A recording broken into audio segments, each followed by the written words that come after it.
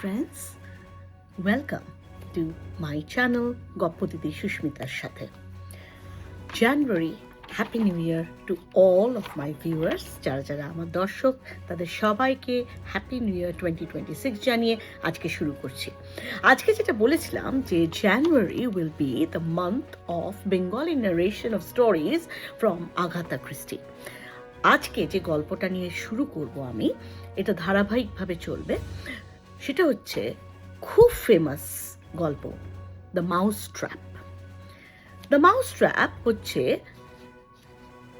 Record holder. কেন না, সব থেকে বেশি বছর ধরে এইটা স্টেজে অনুষ্ঠিত হয়েছে।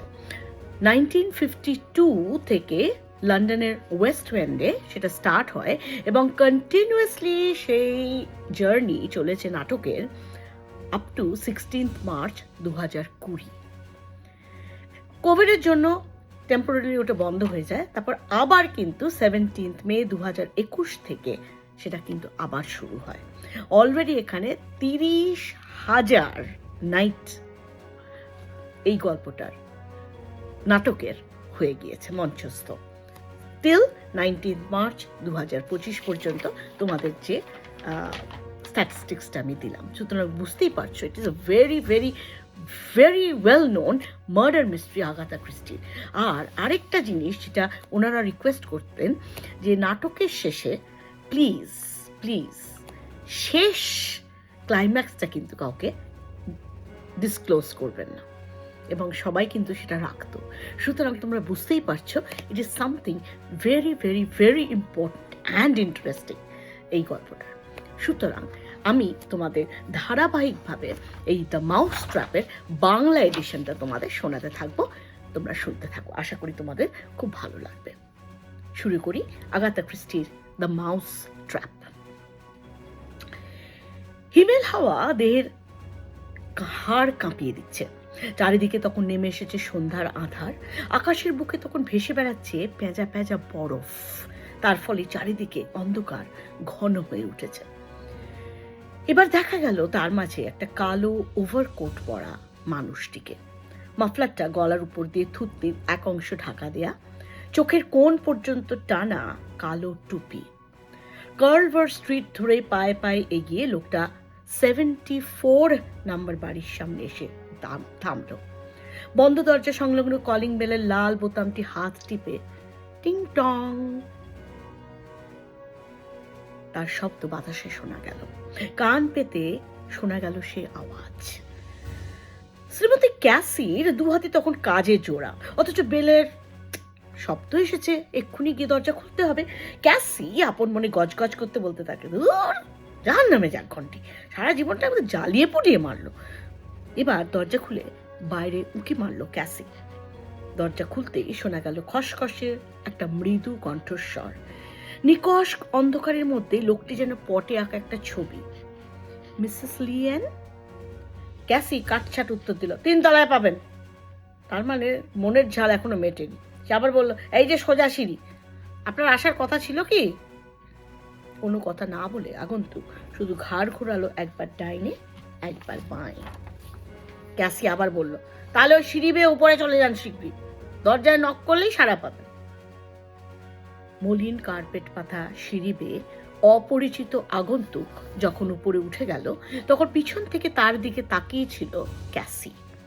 পরে অবশ্য ক্যাসি স্বীকার করেছিল প্রথম দর্শনেই আগন্তুককে দেখে কেমন যেন কিন্তু কিন্তু লেগেছিল। তবে ও ভেবেছিল হয়তো ঠান্ডা লাগার জন্যে গলাটা বসে গেছে আগন্তুকের, সেই জন্যে কণ্ঠস্বর এত মৃদু আর খসখসে।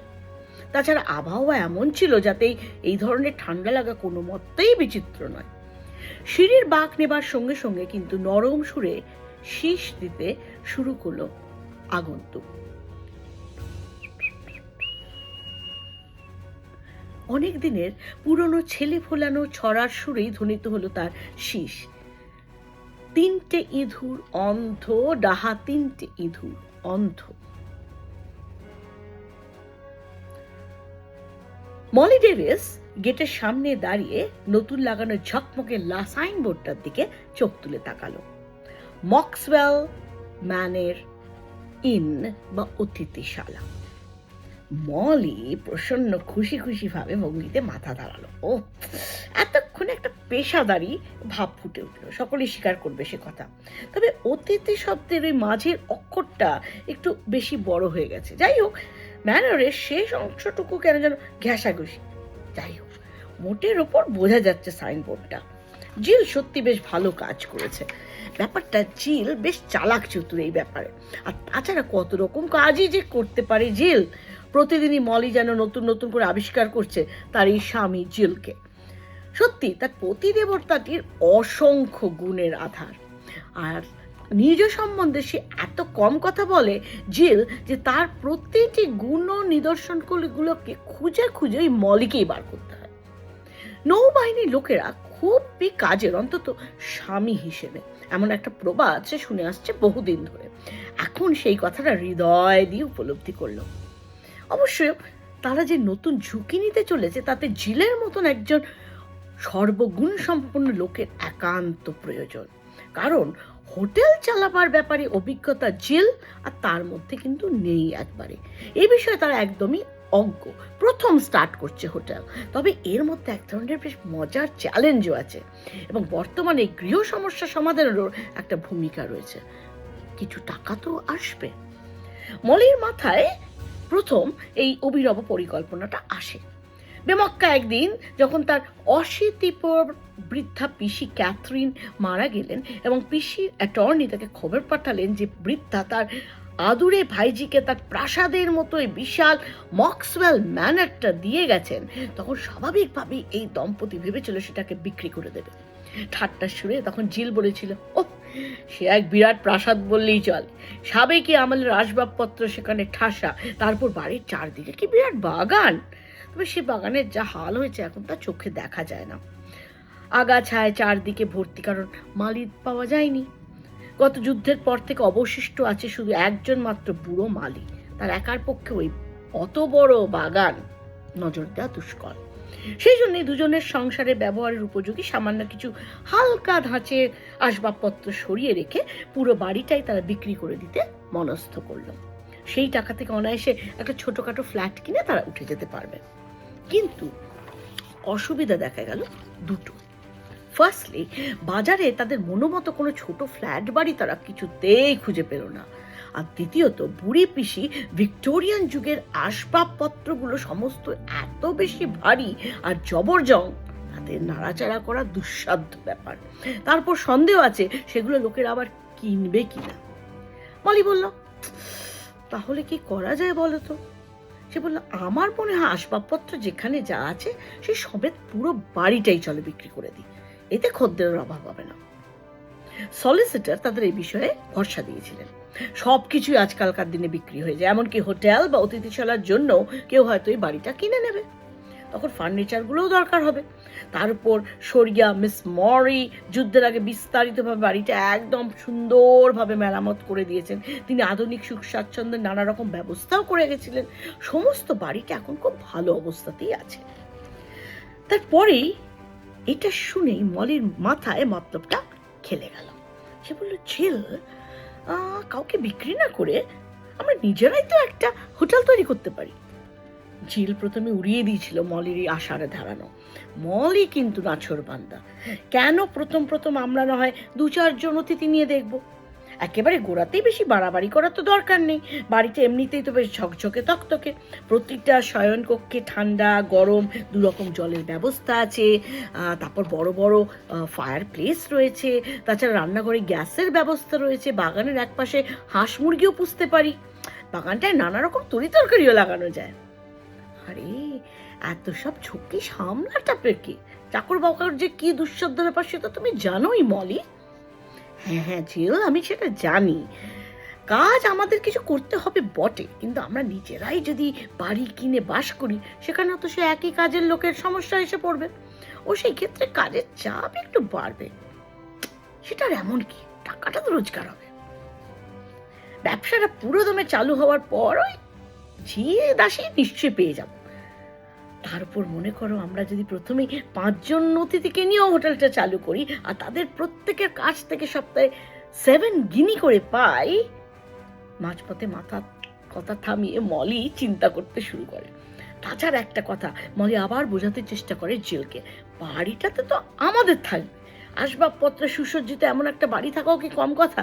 হ্যাঁ, আমাদের দুজনের বাসের উপযোগী কোনো ছোট বাসা বাড়ি 2-1 বছরে খুঁজে পাওয়া যাবে কিনা সন্দেহ। মলির এই শেষের যুক্তিটা জিল উড়িয়ে দিতে পারল না। বিয়েটা তার খুব তাড়াতাড়ি সেরে নিয়েছিল, কিন্তু তারপর থেকে দুজনে ঘর বেঁধে বাস করার মতো তেমন কোনো অবসর পায়নি। এখন একটা ছোট্ট সংসার পাতবার জন্য হন্যে হয়ে খুঁজে বেড়াচ্ছে দুজন। আজকেই উদ্বোধন হবে অতিথিশালার বা হোটেলের, আর ফার্স্ট গেস্ট আসবার কথা আজ। সাত সকালে গাড়ি নিয়ে বেরিয়েছে জিল। সেনাবাহিনীর ব্যবহৃত কিছু পুরনো তারের জাল নিলামে বিক্রি হবে, তাই যদি সুবিধা দামে পাওয়া যায় এই ছিল তার আশা। নিলাম ঘরটি এখান থেকে বেশি দূরে নয়, শহরের অপর প্রান্তে। মলি জানিয়ে রেখেছিল একবার পায়ে পায়ে গ্রামের দিকে যাবে, শেষবারের মতো প্রয়োজন আছে ওই কিছু কেনাকাটা করে রাখার। ওদের কাছে এখন প্রতিকূল আবহাওয়া বইছে। কত দুদিন ধরে যা ঠান্ডা পড়েছে, একদম হাড় কাঁপিয়ে দিচ্ছে। তার সঙ্গে আবার নতুন উপদ্রব হয়েছে, এই বরফ, তুষারপাত। মেঠো পথ ধরে মলি দ্রুত পা চালালো। তার একরাশ উজ্জ্বল কোঁকড়া চুলের ফাঁকে ফাঁকে শুভ্র তুষার জড়িয়ে পড়ছে। ভারী ওয়াটারপ্রুফের খাঁজে খাঁজে পেঁজা তুলোর মতন বরফের কুচি আটকে রয়েছে। আবহাওয়া সম্বন্ধে রীতিমতো বেতারে আশঙ্কাজনক ভবিষ্যৎবাণী করা হয়েছে। শিগগির নাকি প্রবল বেগে পড়তে থাকবে বরফ। জলের পাইপগুলোর মধ্যে যদি বরফ জমে যায় তাহলে তো প্রচন্ড সর্বনাশ। মলি খুব উদ্বিগ্ন হয়ে উঠেছে। প্রারম্ভিক সূচনাতে এরকম যদি একটা অশুভ নিদর্শনের সূচনা হয়। হাতে ঘড়িটা এক পলক দেখে নিল সে। বিকেলে চায়ের সময় পেরিয়ে যাচ্ছে। তার একবার মনে পড়লো জিল কি অলরেডি ফিরে এসেছে। তাকে না দেখতে পেয়ে জিলের একটু ভাবনা চিন্তা হচ্ছে। সে ভাবছিল জিল যদি প্রশ্ন করে কি বলবে। কতগুলো দরকারি জিনিস ভুলে যাবার জন্য আবার আমাকে গ্রামের দিকে ছুটতে হলো। তাহলে মলি ভেবেই রেখেছিল কি দেবে সে এর উত্তর। সে ভাবছিল উত্তরটা শুনে জিল হয়তো বলবে, এই তোমার সেই টিনের খাবার তো। টিনের খাবার নিয়ে প্রায় সময় জিল ঠাট্টা করে। এ বিষয়ে বাতিক আছে বটে মলির। রাশিকৃত খাবারের প্যাকেট ঘরের মধ্যে জমা করা, কখন কোনটা দরকার পড়ে তা কি বোঝা যায়? তাছাড়া দুজনের ঘর গৃহস্থালির পড়তে টিনের খাবার তো ভালোই, বিশেষ ঝামেলা পোয়াতেও হয় না রান্না বান্নার।